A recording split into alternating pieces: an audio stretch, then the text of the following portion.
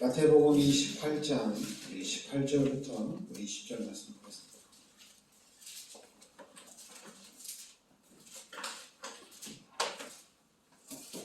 같이 우리 합독하겠습니다. 예수께서 나와 말씀하여 이르시되 하늘과 땅의 모든 권세를 내게 주셨으니 그러므로 너희는 가서 모든 민족을 제자로 삼아 아버지와 아들과 성령의 이름으로 세례를 베풀고 내가 너희에게 분부한 모든 것을 가르쳐 지키게 하라. 볼지어다 내가 세상 끝날까지 너희와 항상 함께 있으리라 하시니라. 아멘. 여러분들이 오늘 마태복음 28장 18절부터 20절 말씀.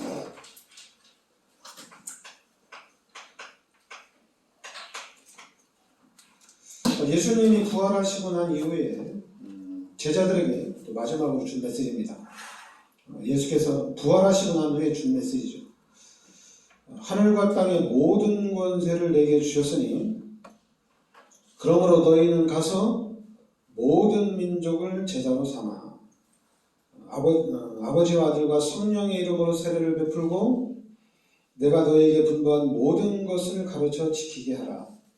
볼지어다 내가 세상 끝날까지 너희와 항상 함께 있으리라 하시니라. 그러니까 여러분들이 마태복음 28장 우리 18절부터 20절 이 말씀이 예수님이 십자가에서 모든 문제 해결하시고 그리고 이제 부활하신 예수님이 우리에게 주시는 말씀입니다. 승천하시기 전에 우리에게 하는 명령이죠. 너희는 가서 모든 민족을 제자로 삼아라. 그리고 이제 마가복음 16장에도 만민에게 가서 복음을 전하라. 근데 사도행전 1장 8절에도 땅 끝까지 가서 이 복음을 전하라. 그러니까 이제 부활하신 예수님이 제자들에게 마지막으로 한 말씀입니다. 그러니까 마지막으로 한 말씀이니까 이 말씀은 중요하죠. 가치가 있죠. 예수님은 마지막으로 한 말씀이 다른 게 아니라 오늘 말씀대로 전도와 선교라는 얘기입니다. 그러니까 예수님이 마지막으로 준 말씀이 다른 게 아니라 전도해라. 그리고 선교하라는 얘기입니다. 그러면은 우리의 삶의 중심이 당연히 이 전도와 선교가 우리 삶의 중심이 되는 거예요. 그 전도와 왜냐면 예수님이 마지막으로 우리에게 부탁한 거니까 그러면 우리의 삶의 중심이 전도와 선교 속에 있으면 되는 거예요. 삶의 중심이 여기 있어야 된다는 얘기예요. 내가 사는 이유. 그래서 여러분들이 무엇을 하든지 어디 있든지 간에 누구를 만나든지 여러분의 중심에는 전도와 선교가 있어야 된다는 얘기예요. 근데 자꾸만 이 전도와 선교를 어떤 기독교인의 어떤 은사의 한 부분, 너는 전도를 잘하니까 하나님이 너는 전도자를 세웠나 보다. 그리고 또 다른 사람들은 너는 좀 하나님이 주신 어떤 기술이 있는데 하나님 너는 이 기술을 주셨으니까 너는 그러면 이 기술을 통해서 너는 쓰임 받으라. 그렇게 이제 알아들을 수가 있거든요.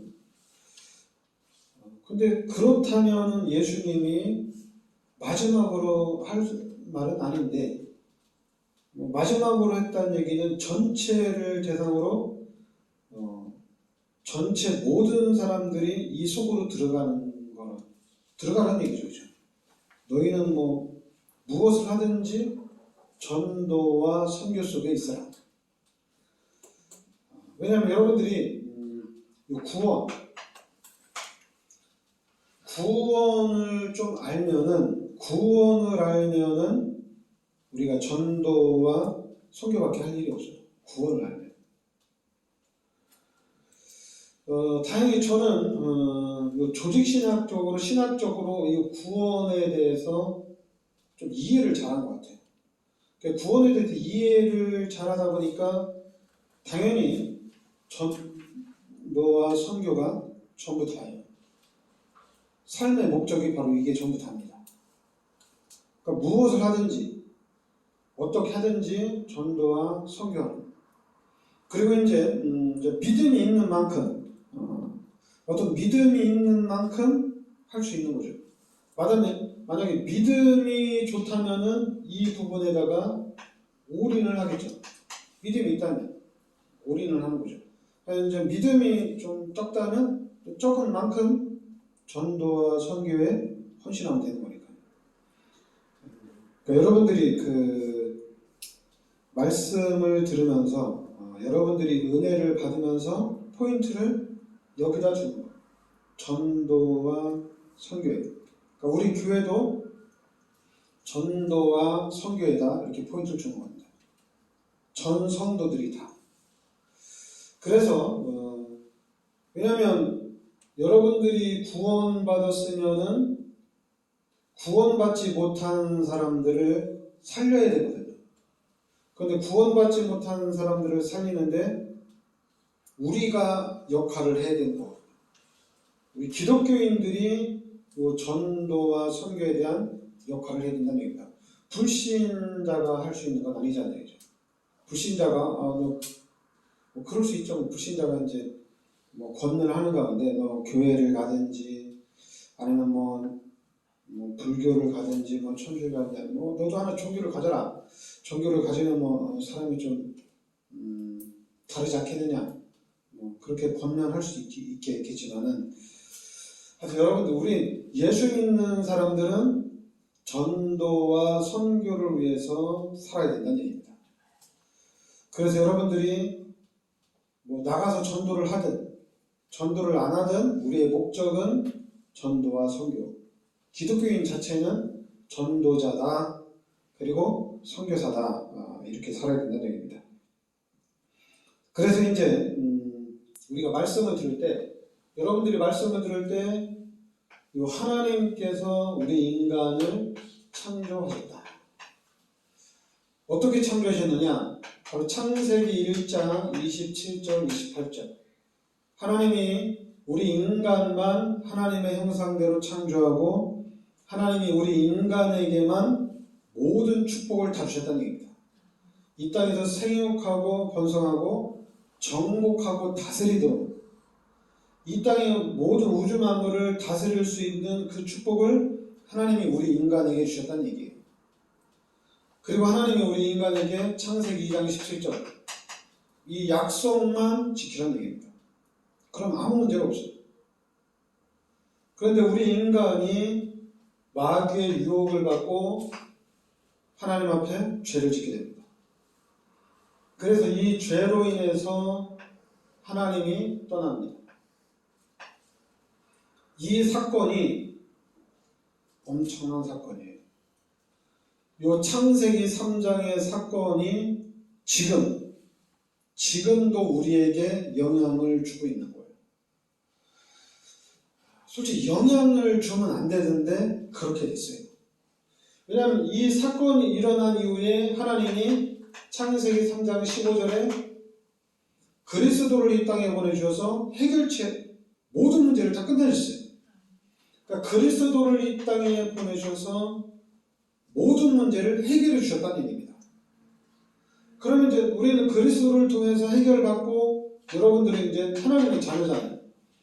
그럼 하나님의 자녀니까 이제 하나님의 자녀로서의 삶.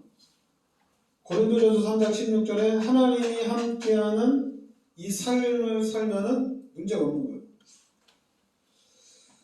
근데 이제 우리가 좀 생각해야 될 부분이 있는데 그게 뭐냐면은 하나님의 자녀들이 하나님과 함께 하면서 이 하나님의 자녀로서의 삶을 살아가는 거죠.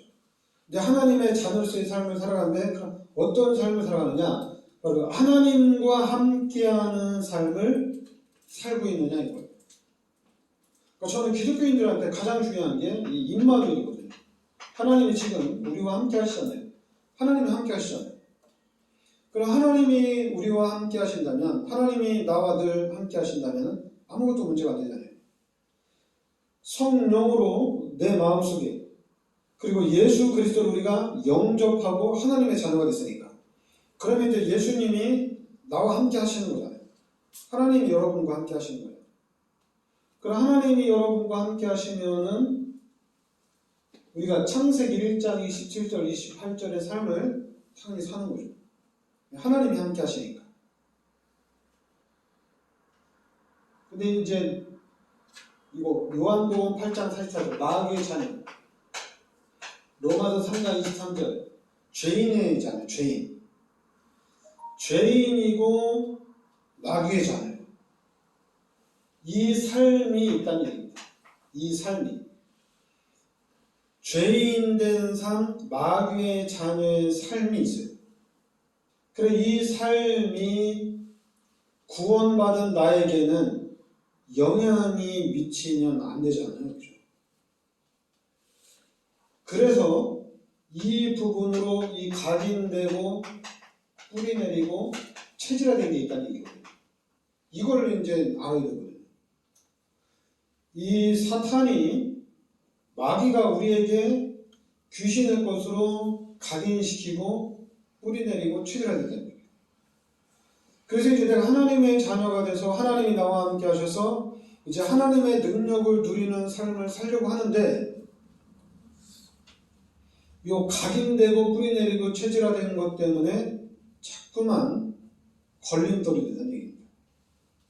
근데 여러분 예수 믿는 사람들이 내가 이 각인되고 뿌리 내리고 체질화된 것 때문에 자꾸만 사단이 나를 속이고 내가 자꾸만 넘어지는구나 이런 생각을 갖는 것 자체가 엄청난 축복이거든요.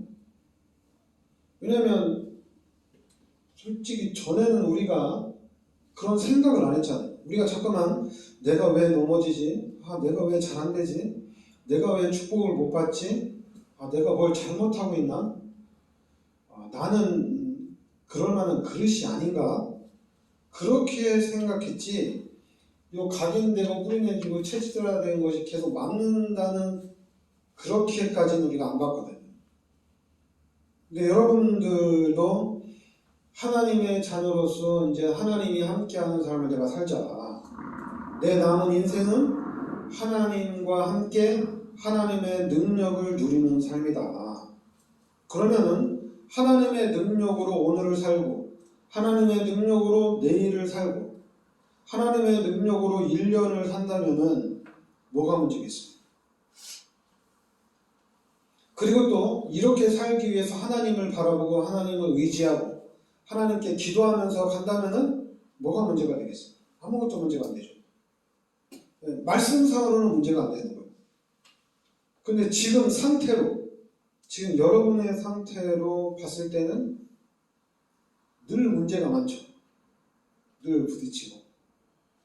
그러니까 늘 부딪히고, 늘 힘들고, 늘 어렵고, 늘 안 되고, 그럴 때마다 불신자 때 각인된 것이 그렇게 나를 막고 있구나.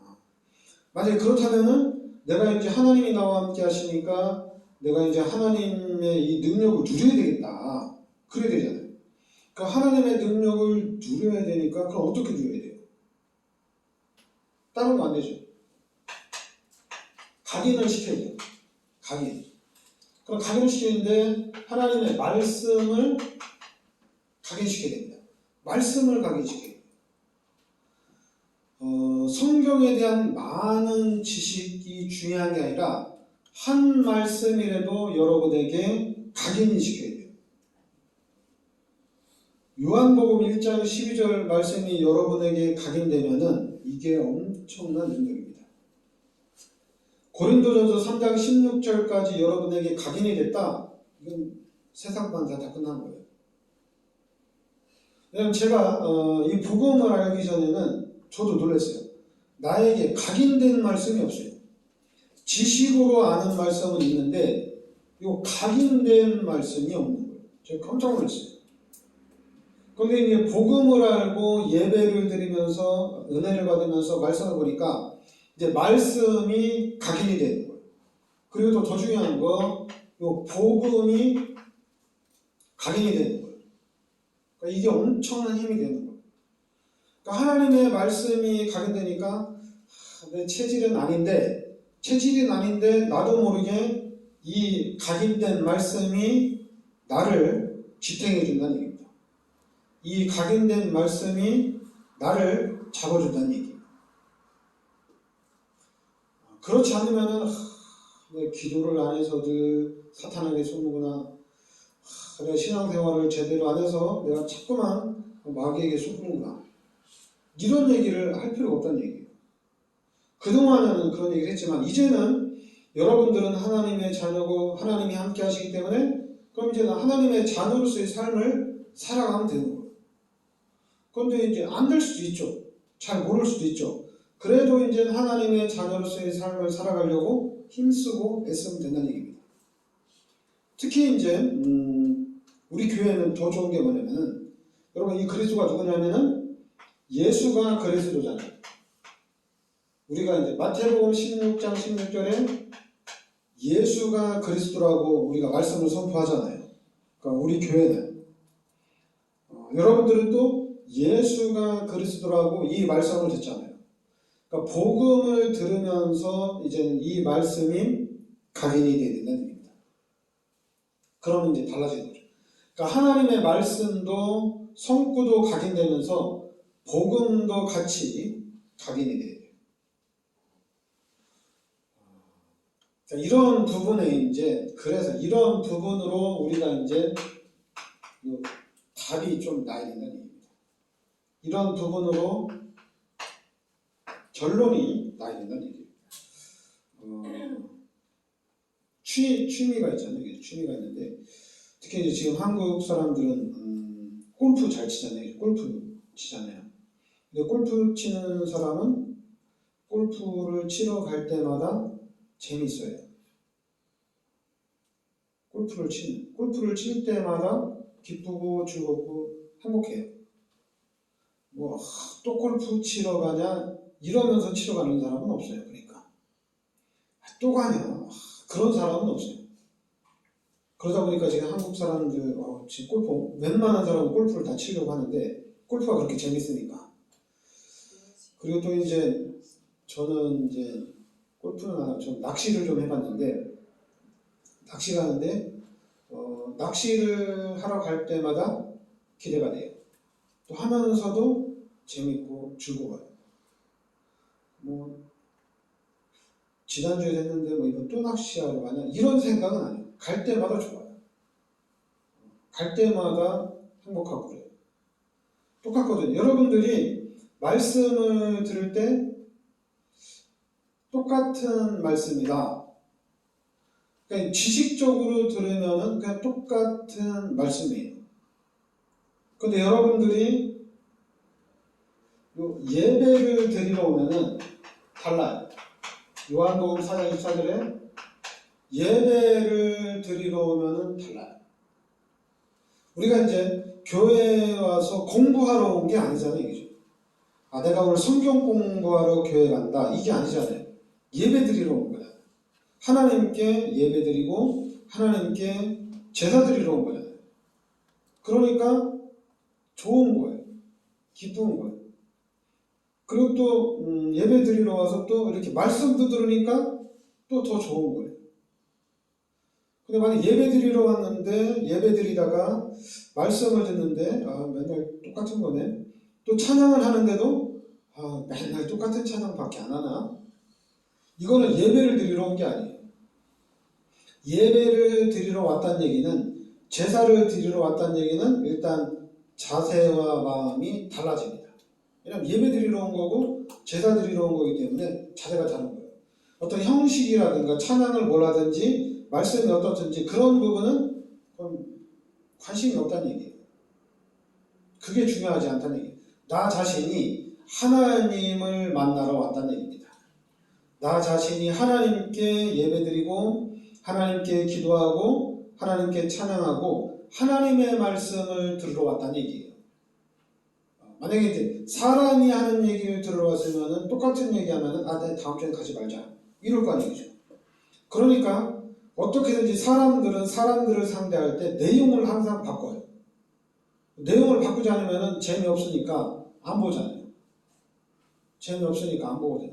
또 뻔한 얘기는 또 안 듣거든요. 근데 우리는 그런 세상 사람들이 하는 것처럼 하는 게 아니라 이 교회는 우리가 하나님께 예배드리고 우리가 하나님 앞에 하나님을 만나러 왔다는 얘기입니다. 그러면 이제 달라지죠. 시간이 갈수록 달라지죠. 하나님의 말씀을 듣고 하나님이 무슨 말을 하나 들어왔는데 당연히 못 듣고 갔다면은 다음에는 내가 좀 잘 들을 수 있도록 다음 예배는 내가 좀 성공을 해야 되겠다. 이렇게 계속해서 업그레이드가 된다는 얘기예요. 근데 만약에 이게 안 되면은 제가 이제 그런 기독교인들이 왜 이럴까 생각했는데 그게 이제 양심에 화인이 맞은 건데 사단이 우리 기독교인들을 공격하는 것 중에 하나가 뭐냐면 양심에 딱 화인 맞게 하는 겁니다. 다른 걸 아예 생각을 안 하게 하는 거예요. 화인 딱 맞아가지고. 그래서 하나님이 우리 육신은 버리고 영혼만 취한다 이렇게 말씀하셨는데 근데 여러분 우리 교회는 아닙니다. 여러분의 마음을 갈아엎으셔야 돼요. 이 사단이 만들어 놓은 시스템을 갈아엎으셔야 됩니다. 어떻게든지 갈아엎으셔야 돼요. 여러분들이 1년을 살든 2년을 살든 3년을 살든 갈아엎어야 돼요. 갈아엎어놓고 이제는 진짜 하나님이 원하시는 것으로 이 하나님의 말씀으로 이제는 새로운 삶을 시작을 해 나가야 됩니다. 그러니까 사탄은 마귀는 그 부분을 가장 경계해서 여러분들을 자꾸만 속이는데 근데 여러분과 제가 이 부분을 만들어 나가야 됩니다. 분명히 여러분은 많은 말씀들이 필요하지 않아요. 고린도후서 5장 17절에 새로운 피조물입니다. 새로운 피조물이에요. 예수를 믿는 순간에 다시 태어난 거예요. 우리가 영적으로 죽었다가 예수를 믿는 순간에 우리는 예수 생명이 내 안에 들어온 겁니다. 그러니까 생명이 들어왔기 때문에 그럼 이제는 생명이 살아나는 거예요. 그것도 이제는 예수 생명이 살아나는 거예요. 지금은 이제 우리가 잠깐만 육신적으로 보고 세상적으로 볼 수가 있어요. 그리고 이제 또 우리가 예수를 믿으면서 성경적으로 또 하나님이 원하는 부분을 보자. 그러면서 이제 자꾸만 왔다 갔다 헷갈릴 수도 있어요. 헷갈릴 수도 있지만 그래도 예수 생명이 들어왔기 때문에 이제는 이 예수 생명이 자라나야 돼요. 성장을 해야 돼요.